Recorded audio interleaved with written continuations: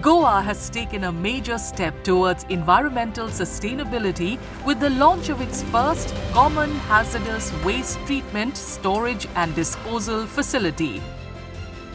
Built at a cost of 125 crore rupees by Ponda Envocare Limited under the supervision of the state government, this facility is equipped with cutting-edge technology to ensure safe and scientific disposal of hazardous waste. Importantly, it's also generating local employment with nearly 80% of its workforce from Goa.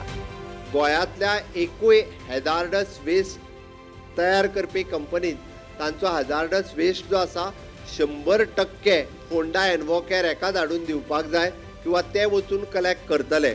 ताज्या खातीर कोणीच ह्यान फुडें ना आमी भायल्या company कडेन agreement केला आमी आमचो ट्रीट करता ना शक्य जावचें. खातीर 100% पोल्युशन कंट्रोल बोर्ड ह्यान फुडें पर्सनली मॉनिटर करतले. 90% of our workers that are working in this facility are all localites. That is the biggest advantage to the employment facility to the state. The new unit aims to handle Goa's growing hazardous waste scientifically and sustainably.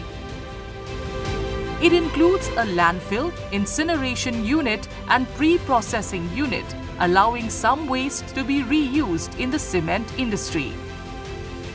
Daily कंपनीक गाडयो वयता त्या प्रमाणे companies waste जे येता पळय ते पयलीं हांगा FPA एनालिसीस म्हणून हांगा लॅबान हाडटा.